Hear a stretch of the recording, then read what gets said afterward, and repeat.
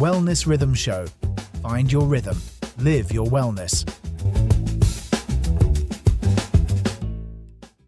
Y'all, let me tell you something embarrassing. Last spring, I had this presentation at work. Nothing catastrophic, just a quarterly review. And the night before, I was so anxious that I threw up. Like, actually threw up, and I remember thinking, this is ridiculous. My body is reacting to a PowerPoint. And here's the wild thing. That's not weakness, that's biology. There is a robust body of research showing that your mental and emotional states can produce measurable physical changes in your body. We're not talking about being stressed out. We're talking about immune suppression, cardiovascular strain, chronic inflammation. So today we are going there. We're talking about the mind-body connection. Specifically, how your thoughts and emotions can literally make you sick. And more importantly, what you can actually do about it. Right, and this isn't crystals and vibes territory. This is immunology, neuroscience, and some genuinely fascinating research that has been building for decades. Let's dig in. Okay, so let's define what we're actually talking about. Because mind-body connection gets thrown around so loosely, it's almost lost its meaning. Completely agree. The formal field is called psychoneuroimmunology. And yes, that is one word. It examines how psychological states interact with the nervous system and immune function. The term was really established in the early 1980s by researcher Robert Ada at the University of Rochester. Psychoneuroimmunology. I want everyone to just sit with that word for a second because it literally contains the three systems: mind, nervous system, immune system, all talking to each other. Exactly. And what Ada's work demonstrated, along with his colleague Nicholas Cohen, is that the immune system is not this isolated fortress. It responds to signals from the brain, conditioning, stress, emotional state. They all have biological downstream effects. Here's the thing though. When I first heard this framing, my immediate reaction was, okay, so if I get sick, is that my fault? Did I think myself into a cold? And I think that's a fear a lot of people have. Right, and that's a really important nuance to address early. The research does not support the idea that illness is a product of negative thinking in any simple moralistic sense. What it shows is that chronic unmanaged stress creates physiological conditions that increase vulnerability. That's a very different claim. That distinction matters so much, especially for people who are already dealing with illness. We're not blaming you. We're talking about risk factors, like how smoking increases cancer risk without causing every case. Well put. And the stress response itself, the classic fight or flight, is actually brilliantly designed for short bursts. Your body floods with cortisol, adrenaline spikes, inflammation increases to help you survive an acute threat. The problem is when that system stays on. Which, if you are a working parent, a caregiver, a pre-retiree watching your 401k, congratulations, your system is basically stuck in on mode. The research here is quite stark. A landmark study by Sheldon Cohen at Carnegie Mellon, published in the journal Psychological Science, showed that people experiencing chronic psychological stress were significantly more likely to develop a cold after being exposed to the rhinovirus than those with lower stress levels. So they literally exposed people to the cold virus, with consent, obviously, and tracked who got sick. And stressed people got sick more often and more severely. And Cohen's team found that chronic stress disrupted the immune system's ability to regulate inflammation. That's the mechanism. It's not mystical, it's measurable. So let's talk about what this actually looks like across different life stages, because our listeners aren't all in the same boat. If you're in your 40s, maybe sandwiched between teenage kids and aging parents, which, hi, that's me, your stress profile looks really different from someone who's newly retired. True. And research from the American Psychological Association consistently shows that the sandwich generation reports some of the highest chronic stress levels of any demographic. The compounding effect of financial pressure, caregiving, and career demands creates what some researchers call allostatic overload, where your body's stress regulation systems are essentially overwhelmed. Allostatic overload. That sounds exactly like how I feel on a Tuesday.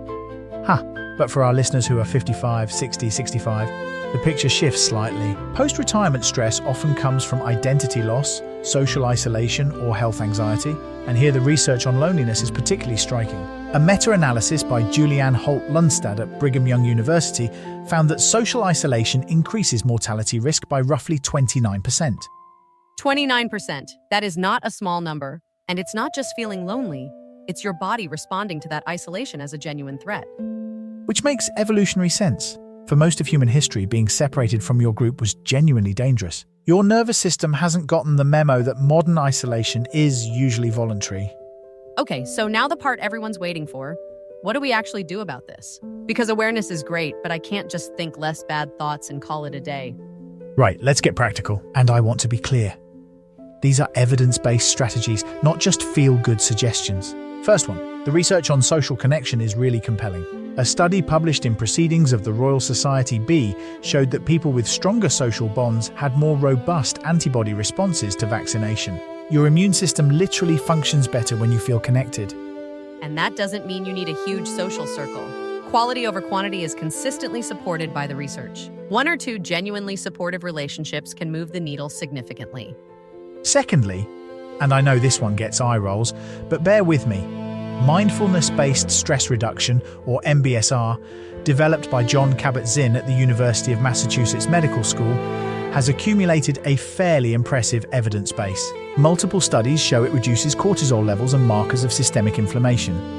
And I was a hard skeptic on this one. I tried it twice and quit both times because sitting still felt like torture. What actually worked for me was doing short, informal mindfulness during things I was already doing. Like fully focusing while I'm drinking my morning coffee before the household chaos starts. Which is actually consistent with what the research supports. The dose doesn't have to be enormous to have an effect. A 2014 study in psychoneuroendocrinology showed measurable cortisol reduction from even brief mindfulness practices over time. Okay, here's where I want to push back a little, David, because sometimes I worry that we can over-psychologize physical health. Like, sometimes people are sick because of germs, not unresolved emotional baggage. No, that's a fair and important challenge, and you're absolutely right. The research shows a contribution from psychological states to immune function. It does not show psychological states are the primary driver of illness in most cases. Genetics, environment, pathogen exposure, these matter enormously. The mind-body piece is one significant lever among many. I just never want a listener to hear this episode and feel shame about being sick or feel like they failed at managing their thoughts. Completely agreed. The wellness framing should always be empowering, not punitive. And honestly, one of the most evidence-supported things any listener can do is simply sleep adequately. Matthew Walker, the neuroscientist and author of Why We Sleep, has written extensively on how sleep deprivation alone tanks immune function, elevates cortisol, and increases inflammatory markers. Before we fix our thoughts, we should probably fix our sleep. That's such a David answer. Skip the meditation, go to bed. I love it. Efficiency first. By the way, if you are finding this conversation useful, and we genuinely hope you are, please do us a huge favor and hit like and subscribe wherever you're listening. It seriously helps us reach more people who could use an informed friend in their corner. It truly does make a difference. And we read the comments, so tell us what's landing and what you want us to dig into next. Okay, one more practical angle. Because I think cognitive reframing is underrated and doesn't get enough credit outside of formal therapy. The work of Aaron Beck, who developed cognitive behavioral therapy, really established that the pattern of thinking matters, not just the content. Right, and CBT-based techniques have been studied in relation to physical health outcomes. Research published in the Journal of Consulting and Clinical Psychology showed that CBT interventions reduced inflammation markers in people with chronic stress. The thoughts themselves, when restructured, produce measurable biological changes. Which brings it full circle. Your thoughts are affecting your body. But that means changing your thought patterns can affect your body too. It goes both directions. Exactly. The neuroplasticity research from people like Richard Davidson at the University of Wisconsin supports the idea that we can literally train the brain toward more regulated emotional responses over time. These are skills, not personality traits. That's the hopeful part. None of this is fixed. You're not doomed because you're a worrier. The brain can change. Okay, if you're walking away with one thing from today, let it be this. Your mental and emotional life is not separate from your physical health. They are the same system. And the research is clear that managing chronic stress through connection, sleep, mindfulness, even just restructuring how you talk to yourself, has real measurable effects on how your body functions. Right. And the single most accessible starting point based on the evidence is probably sleep. Get that right first. Everything else becomes easier, including your thoughts. Y'all, thank you so much for spending this time with us. We don't take that lightly. Your health matters, your mental load matters, and you deserve practical support, not just platitudes. We'll see you next episode. And on that note, go to bed. This show is part of the VoxCrea.AI system. If you want a show like this for your organization without building it yourself, Go to VoxCrea.AI and request a sample episode.